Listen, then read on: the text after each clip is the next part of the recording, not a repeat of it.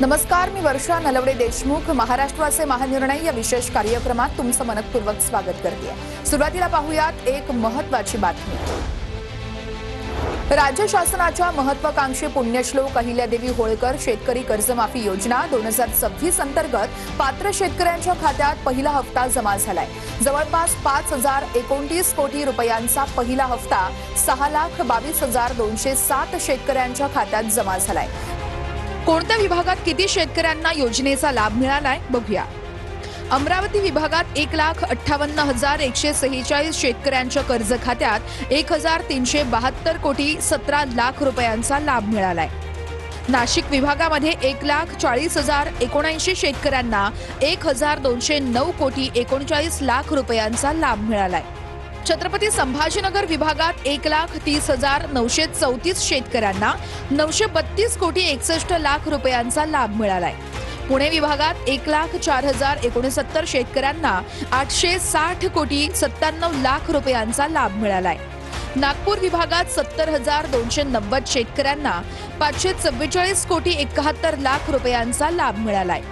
कोकण विभागातील 18,687 शेतकऱ्यांना 108 कोटी 86 लाख रुपयांचा लाभ मिळालाय. सह्याद्री अतिथीगृहावरून दूरदृश्य प्रणालीद्वारे MMRDAच्या पायाभूत सुविधांचे लोकार्पण करण्यात आलं. लोकार्पण होणाऱ्या पायाभूत सुविधांमुळे मुंबईतील दळणवळणाला गतिमानतेचा बूस्टर मिळालाय, असा विश्वास मुख्यमंत्री देवेंद्र फडणवीसांनी व्यक्त केला. या प्रकल्पांमध्ये मेट्रो लाईन 2B च्या पहिल्या टप्प्यातील चेंबूर मेट्रो स्टेशन, ठाणे बोरिवली दुहेरी बोगद्यासाठी ठाण्याच्या बाजूने दुसऱ्या टनेल बोरिंग मशीनच्या TBM2 या कामाची सुरुवात आणि BKC मधील फ्लायओव्हरला बॅरिस्टर बाबासाहेब भोसले असं नामकरण करण्यात आलं. यावेळी उपमुख्यमंत्री सुनेत्रा पवारांसह अन्य प्रमुख मान्यवरांची उपस्थिती होती. मागच्या वेळी आपण ज्यावेळेस लाईनच्या उद्घाटनाला गेलो होतो त्यावेळेसच चेंबूर स्टेशनचं काम हे अंतिम टप्प्यात होतं. आज ते काम पूर्ण झाल्यामुळे एक मोठी कनेक्टिव्हिटी, कारण या सगळ्या लाईन्स कनेक्टिव्ह लाईन्स आहेत, त्याच्यामुळे एक चांगली कनेक्टिव्हिटी या माध्यमातून मुंबईकरांना मिळणार आहे. मेट्रोचं काम आता अतिशय वेगानं चाललेलं आहे. पुण्यामध्ये GCC प्रोज नेतृत्व शिखर परिषदेचं आयोजन करण्यात आलं होतं. यावेळी मुख्यमंत्री देवेंद्र फडणवीसांसह उपमुख्यमंत्री सुनेत्रा पवारांची उपस्थिती होती. महाराष्ट्राला जागतिक क्षमता केंद्रांसाठी भारतातील आघाडीचे आणि सर्वाधिक पसंतीचे ठिकाण बनवण्याचा राज्य शासनाचा निर्धार असल्याचं मुख्यमंत्री म्हणाले. राज्यामध्ये 400 नवीन जागतिक क्षमता केंद्र, 4 लाख उच्च कौशल्याधारित रोजगाराच्या संधी आणि 50,000 कोटींची गुंतवणूक आकर्षित करण्याचं उद्दिष्ट निश्चित करण्यात आल्याची माहिती मुख्यमंत्री देवेंद्र फडणवीस यांनी दिली आहे. यावेळी उद्योग क्षेत्रातील मान्यवर उपस्थित होते. मुंबईतील मलबार हिलमध्ये पुनर्बांधणी केलेल्या हायमाउंट राज्य अतिथीगृहाचं उद्घाटन मुख्यमंत्री देवेंद्र फडणवीसांच्या हस्ते करण्यात आलं.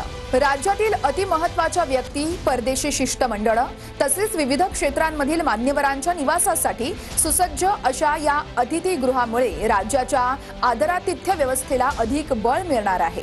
या नव्या राज्य अतिथीगृहामध्ये एकूण 57 सुसज्ज कक्षांची व्यवस्था करण्यात आली आहे. त्यामध्ये 6 VVIP आणि 51 इतर कक्षांचा समावेश आहे. मुंबईमध्ये ब्रिक्स फ्रेंडशिप सिटीज कॉन्क्लेव्ह 2026चं आयोजन करण्यात आलं होतं. यावेळी राज्यपालांसह उपमुख्यमंत्री एकनाथ शिंदे उपस्थित होते.